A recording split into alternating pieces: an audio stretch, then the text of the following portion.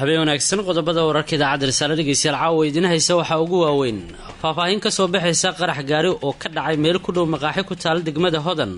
golaha shacabka oo ansixiyay wax ka bedel lagu sameeyay sharciga bangiga dhexe ee dalka xildhibaano ka tirsan golaha shacabka oo qayaano qaran ku tilmaamay meermarinta sharcigaas maxkamadda ciidamada qalabka sida oo xukunno kala duwan ku riday askar ka tirsaneed ciidamada dawladda al-shabaab oo degmada Bu'aale ku dilay sargaal ay ku eedeysay in uu ka tirsanaa ururka Daacish madaxweynaha cusub ee Puntland oo xilka kala wareegay madaxweynihii hore maamulka Jubbaland oo taliye cusub u magacaabay degmada Afmadow ee gobolka Jubbada Hoose iyo dad ku dhintay diyaarad ku burburtay magaalada Tehran ee wadanka Iran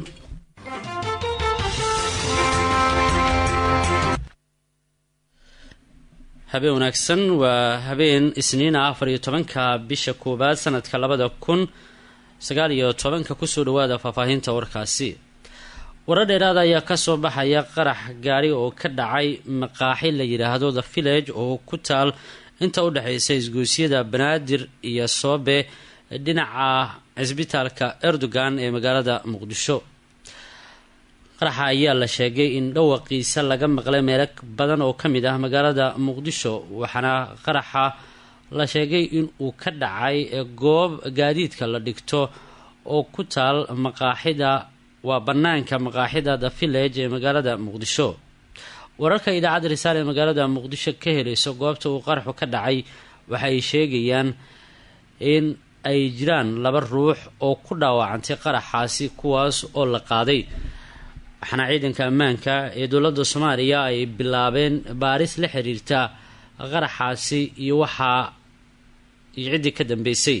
waxa sidoo kale wararka ay sheegayaan in gaariga qarxay uu yaalay ama uu kamid ahaa gaadiid baakin ahaan u yiil banaanka hore ee maqaaxidaasi maqaaxida ayaa ah meel ay dadweynuhu isugu yimaadaan xilliyada nasiinada waxaana inta badan la sheegaa in ay tagaan saraakiil ka tirsan ciidanka dawladda Soomaaliya iyo mas'uuliyiin kale oo dawladda ilaa hadda lama oga sababta ka dambeysa qaraxaasi laakiin ilaalada xarunta ama maqaaxidaasi The Village waxa ay sheegeen in qaraxa uu dhacay xilli gaariga uu ku sugnaa meel baakin ah wixii ka soo kordha wararkeena dambe ayaad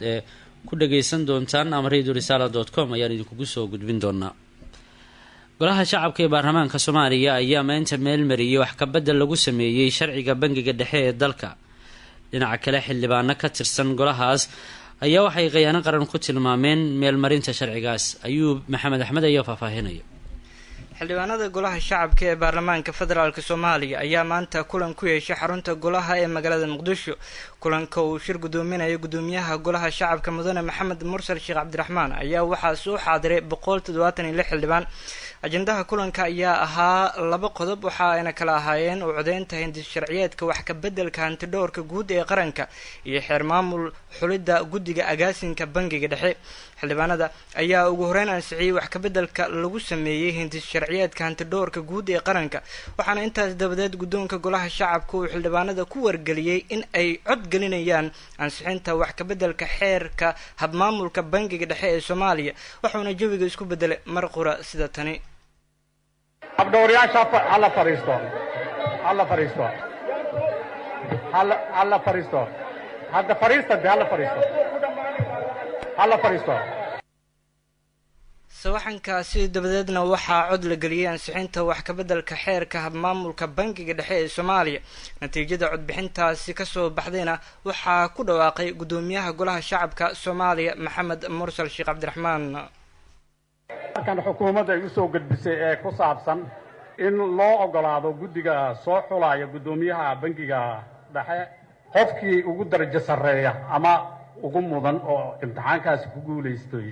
in la qaato xukuumaddu ay codsatay waxaa ka aamusay waa eber waxaa diiday 17 waxaa ogolaaday 158 sidaasuu sax ku yahay arkaas qaar ka mid ah xildhibaanada golaha shacabka ayaa idaacadda Risaale ee magaalada Muqdisho isla xarunta baarlamaanka kula hadlay markii la ansixiyay xeerkaasi waxa ayna qayaano qaran ku tilmaameen ansixinta xeerkaasi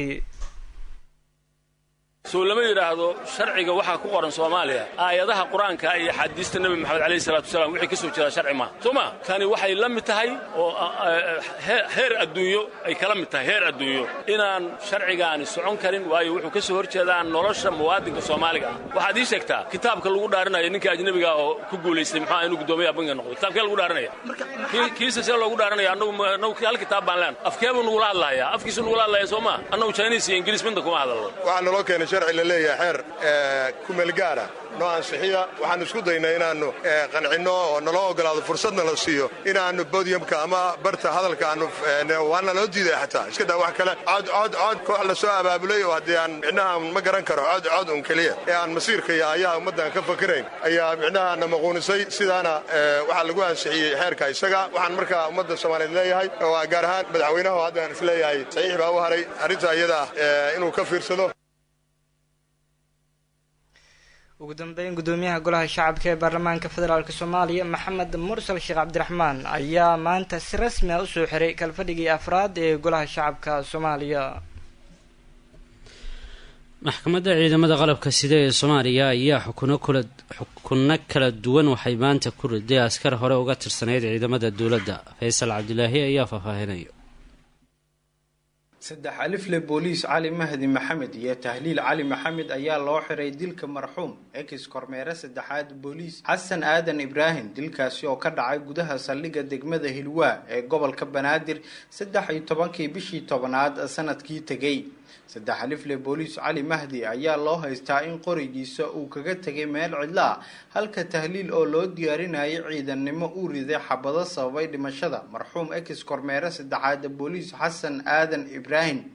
dacwadda raggan loo haystay oo heerar kala duwan soo martay ayaa ugu dambeyn maanta maxkamadda sare ee ciidamada qalabka sida waxa ay ka gaartay go'aan laba xidigle Ismaaciil Salaad Maxamed oo ah ku-xigeenka xeer ilaaliyaha ayaa ku dooday in tahliil cali maxamed uu yahay qaangaar miir qaba sidaas darteed loo ciqaabo dambiga halka saddex alifle booliis cali mahdi maxamed uu dayacay qorigiisa loogu talagalay inuu ku difaaco dalka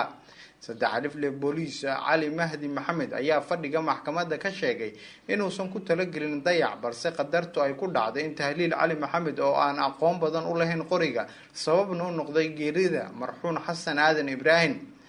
maxkamadda darajada koowaad ayaa horey ugu soo kala xukuntay in tahliil cali maxamed uu bixiyo diyo 100 halaad ah oo ah magta ex kormeere saddexaad booliis xasan aadan ibraahim iyo 2 sano oo xarig ah halka saddex alifle booliis cali mahdi maxamed lagu xukumay 2 sano oo xariga xukunsanayaasha ayaa ku qanci waayay xukunka waxayna racfaan u qaateen maxkamadda sare 13 bishii 12 2018 ugu dambeyn maxkamadda sare ayaa ku kala xukuntay tahliil cali maxamed diyo 100 halaad ah oo ah magta marxuum kormeere saddexaad booliis xasan aadan ibraahim iyo 2 sano oo xabsi ciidana saddex alifle booliis cali mahdi maxamed ayaa isna lagu xukumay 3 sano oo xabsi ciidana maxkamadda sare ee ciidamada qalabka sida ayaa ah halka ugu dambaysa oo u laabto xukunsanaha haddii uusan ku qancin xukunka maxkamadda darajada koowaad ay rido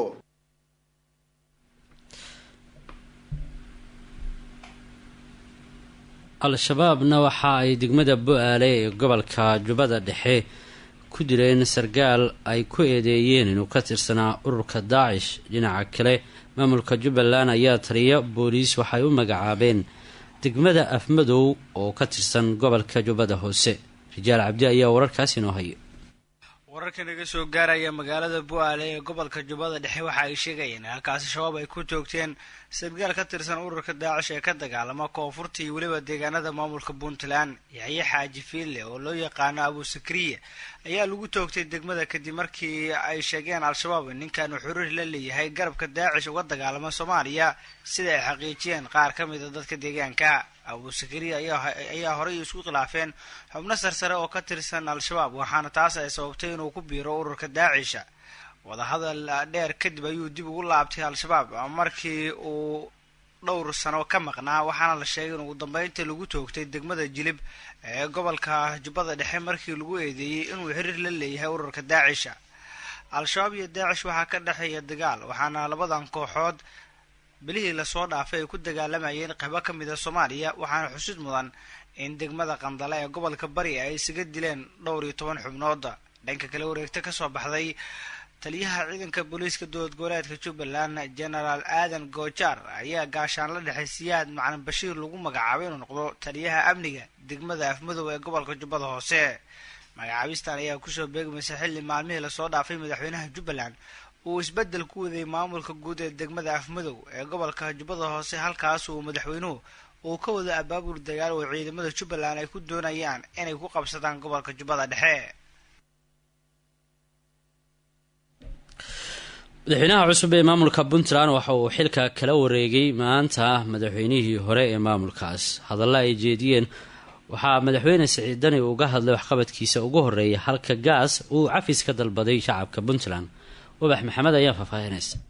munaasabad ay xilalka kula kala wareegayeen madaxweynaha cusub iyo madaxweynihii hore ee puntland ayaa maanta lagu qabtay xarunta madaxtooyada maamulka puntland ee ku taalo magaalada Garowe. madaxweynaha cusub ee puntland Siciid Cabdulaahi Dani iyo madaxweyne ku-xigeenka cusub Axmed Karaash ayaa maanta xilalka kala wareegay madaxweynihii hore ee puntland Cabdiweli Maxamed Cali Kaas iyo madaxweyne ku-xigeenkii Cabdixakiin Xaaji Cumar Cami kadib munaasabad kooban oo ka dhacday xarunta madaxtooyada ee Garowe. madaxweynihii hore ee puntland Cabdiweli Maxamed Cali Kaas ayaa ka hadlay waxa uu soo qabtay muddadii uu xilka hayay, isagoo cafis ka dalbaday cid kasta oo wax ka dabanaysa. waxaan dhammaan hay-adaha dowladda iyo saraakiisha ciidamada si xushmad leh uga codsanayaa in ay la shaqeeyaan madaxweynaha cusub. waxaan kaloo ka codsanayaa dadweynaha reer puntland in madaxweynaha la siiyo waqti, la garab galo, loona duceeyo. madaxweynaha waxaan rab uga baryayaa inuu u fududeeyo hawsha baaxadda leh ee sugaysa. waxaan u caddaynayaa madaxweynaha inaan diyaar u ahay wixii talo iyo tabar ah ee uu iga baahdo. waxaan u rajaynayaa shacweynaha reer puntland horumar, baraare iyo nabad waarta. ugu dambayn waxaan cafis weydiisanayaa shacabka reer puntland, qof kasta oo Soomaali ah oo iga tirsanaya gaf iyo xumaan intii aan xukunka 5 sano aan hayay dowladda Puntland. madaxweyne Siciid Cabdulaahi Dani iyo ku-xigeenkiisa Axmed Karaash ayaa 8 bishan ku guuleystay doorashada ka dhacday magaalada Garowe oo ay ku tartamayeen musharaxiin badan oo u kala ortayay madaxweynaha iyo ku-xigeenkiisa Puntland. madaxweynaha cusub ee Puntland ayaa ballan qaaday inuu la imaan doono waxqabad muuqda, isagoona wada shaqayn ka dalbaday shacabka Puntland. mushaharooyinka ciidanka iyo shaqaaluhu waa ahmiyadda koowaad, waa kharashka ugu horeeya ee ka bixi doona khasnada dowladda haddii ilaahay. mushaharooyinku waxaan ballan qaadaynaa in ay sidooda u baxaan oo wax walba aan ka hormarino annagoo og inuu colaysyo, nabadgelyo iyo kuwo dagaal ayna haystaan, laakiin haddana waxaan ku dadaali doonaa inaan bixinno dhammaan xuquuqda dowladda lagu yeelanayo. waxaan kaloo bulshada reer puntland ka codsanayaa in canshuurta dowladda la bixiyo si adeega dowladda looga baahan yahay ay u fuliso. dhammaan waxaan rajaynayaa canshuuraha dowladda inay siday tahay u soo xaroodaan. waxaan farayaa saraakiisha canshuuraha inay labalaabaan ururinta canshuuraha. codkaasi wuxuu ahaa wasiirka wasaaradda andhaadi madaxweynaha cusub ee maamulka puntland Siciid Cabdulaahi Dani oo ka hadlayay mar maanta oo xilka kala wareegay madaxweynihii hore ee maamulka puntland Cabdiweli Maxamed Cali Gaas. warkaas habeen wuxuu idinkaga imaanayaa idaacadda risaale ee magaalada muqdisho. diyaarad la yidhaahdo Boeing 777 ayaa ku burburtay hawada sare ee caasimadda Iiraan magaalada Tehraan maanta oo Isniin ahayd, halkaas oo ay ku dhinteen 15 ka mid ah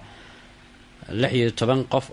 oo saarnaa diyaaradaasi. kaliya waxaa ka badbaadiyay duuliyihii diyaaradda, waxaana isna loo qaaday cisbitaal. saraakiil ka tirsan ciidamada ayaa ku sheegay sidaasi bayaan ay soo saareen oo ay baahisay Faris News Agency oo ah wakaalad laga leeyahay wadankaasi. diyaaradda ayaa ku dhacday meel ku dhow garoonka Fad oo aan sidaasi uga fogeen magaalada Karachi ee gobolka Alborz. warbaahinta Iiraan ayaa sheegaysa in diyaaradda ay siday hilib kana soo ambabaxday dalka Kazakhstan iyada oo kasoo duushay garoonka diyaaradaha ee Manas Airport. ma jirto waxyeelo kale oo ay geysatay burburka diyaaradda,